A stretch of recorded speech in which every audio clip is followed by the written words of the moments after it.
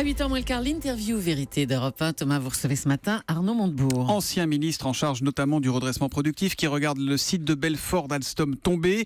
Il vient d'écrire une lettre au ministre de l'économie, Michel Sapin, pour lui en parler. Bonjour Arnaud Montebourg. Bonjour. Est-ce qu'on n'est pas typiquement dans le genre de dossier que les politiques adorent, qu'ils instrumentalisent, mais à chaque fois on connaît la fin, c'est la même, ça s'appelle le chômage pour des salariés auxquels on a fait des promesses intenables? Je crois qu'il faut regarder la situation d'Alstom en face, une entreprise qui va très bien, 29 milliards de carnets de commandes. On peut d'ailleurs rappeler que Alstom a obtenu un contrat historique pour l'Inde pour 1600 locomotives, 3 milliards 200 millions, des commandes des chemins de fer de la Belgique. Qui seront fabriquées en Inde, ces locomotives. Oui, c'est vrai, mais c'est quand même la bonne santé d'Alstom, donc Alstom n'est pas en difficulté. La Belgique a commandé pour 470 millions, la Hollande 800 millions, l'Italie 900 millions, donc le métro de Dubaï est aussi en construction, et les États-Unis d'Amérique viennent de commander un TGV entièrement fabriqué aux États-Unis. Mais personne ne dit, Arnaud Montebourg, qu'Alstom est en danger, c'est le site de Belfort qui est en danger. Le site de Belfort est en danger parce que la France coule la France dans cette affaire. C'est-à-dire que nous sommes incapables de faire une alliance de toutes les forces productives autour de nos intérêts industriels. Comment se fait-il que la SNCF ait commandé 44 locomotives à une entreprise allemande qui fabrique en Pologne, alors que nous aurions pu charger le site de Belfort? Parce que c'est une co-entreprise franco-allemande et qu'il y a un marché qui a été lancé et que c'est les Allemands qui l'ont porté. Comment se fait-il que nous ne soyons pas capables, d'ailleurs je l'ai fait moi-même, lorsque la SNCF a renouvelé ses rames, nous avons commandé 40 rames de renouvellement de TGV à Belfort et à La Rochelle à la demande de la SNCF, parce que nous avons dit, vous mettez ensemble, construisons des équipes de France. Est-ce que vous savez qu'à l'étranger, dans les appels d'offres internationaux, les Françaises font concurrence aux Français? Personne ne comprend l'attitude de la France. Ça n'existe nulle part ailleurs. Les Allemands sont unis, ils ont une équipe allemande. Les Italiens, tous. Mais la vérité, la réalité du marché, c'est qu'il y a une vingtaine de locomotives et de motrices de TGV qui sortiront du site de Belfort cette année. C'était 140 en 2008 et ça, il n'y a pas de commande. Vous parlez de l'Inde, par exemple. Dans votre lettre adressée à Michel Sapin, vous dites qu'il faudrait qu'une partie de ces locomotives soit construite à Belfort. C'est un doux rêve, ça, Arnaud Montebourg. Alors, je ne crois pas qu'il faille employer ce mot. Pourquoi? D'abord parce que 1600 locomotives qui vont être construites sur place, il faudra du temps. La commande est importante. Il n'y en a que 3 qui seront fabriquées à Belfort sur les 1600. Est-ce qu'il est possible de négocier une évolution du contrat pour une raison simple? Non, le patron d'Alstom vous a répondu non, le contrat avec l'Inde est clair et ferme, les locomotives doivent être produites sur place. C'est à ce prix-là qu'Alstom est compétitif et c'est pour ça qu'Alstom a le contrat. Je connais les réponses de M. Poupart-Lafarge. Il vous explique qu'il veut fermer Belfort. Mais nous n'avons pas intérêt à fermer Belfort pour une raison simple. Et j'apprécie que le gouvernement ait fixé finalement dans un acte ferme l'objectif de maintenir Belfort.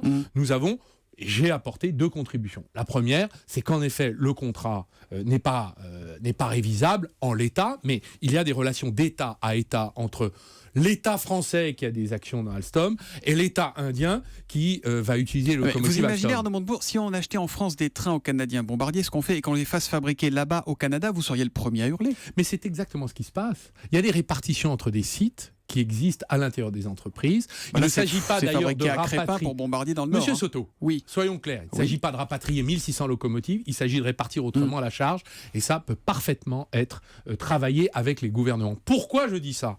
Parce que nous avons besoin que l'État soit fort.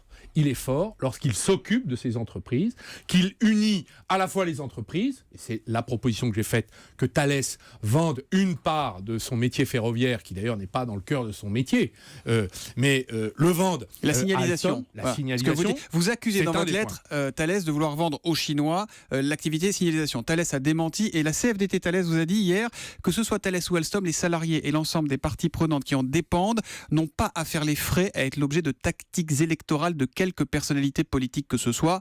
Vous étiez visé. Je ne crois pas. Est-ce qu'on fait pas, comme dirait un journaliste du Monde, du populisme industriel? D'abord, si s'intéresser et défendre les gens qui risquent de perdre leur travail, c'est du populisme, je veux bien être populiste. Si vouloir les défendre, c'est une chose. Trouver des solutions pérennes, c'en est une autre. C'est trouver des solutions industrielles quand on en manque, c'est du populisme. Je veux bien être populiste. Et si notre objectif est d'être unis entre Thales, dont l'État est, je le rappelle, actionnaire à hauteur de 27%, et Alstom, dont l'État est, je le rappelle, actionnaire à hauteur de 20%, et la SNCF, dont je rappelle que l'État est actionnaire unique, je crois qu'on est quand même capable de s'unir Donc il y a là une stratégie industrielle à avoir avec un État protecteur qui arbitre dans les rivalités entre entreprises.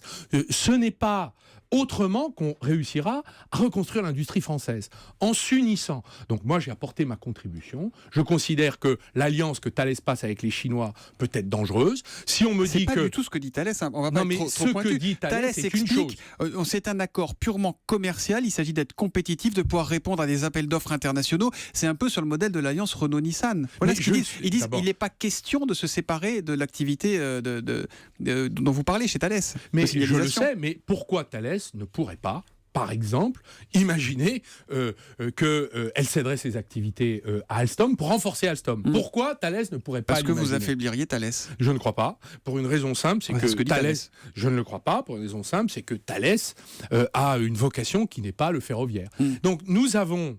je crois, des atouts dans nos manches. Mais nous ne sommes pas capables de nous unir. Qui a flanché dans l'affaire Alstom ? Il y a une responsabilité politique ou c'est malheureusement la loi du marché, le marché tel qu'il fonctionne aujourd'hui ? Je crois qu'Alstom est la preuve de l'abandon par la classe dirigeante de l'industrie française. Ça a commencé avec M. Tchuruk, qui était le patron d'Alstom, qui a déclaré ou théorisé la France sans usine. Vous vous souvenez, c'était il y a quelques années. Ça a été ensuite M. Cron, qui, contre un chèque de 4 millions à titre personnel, est allé vendre en pièces détachées toute la branche énergétique d'Alstom. Il a quitté ses fonctions avec un chèque de 4,45 millions et une retraite chapeau de 10 millions d'euros. Voilà, il a fallu quand même que le gouvernement prenne un fameux décret, dont je suis l'auteur, le fameux décret Made in France, pour bloquer toutes les prises de contrôle. Et on n'a pas bloqué, je le regrette, la prise de contrôle par General Electric à l'époque. Il a fallu négocier de nombreux accords.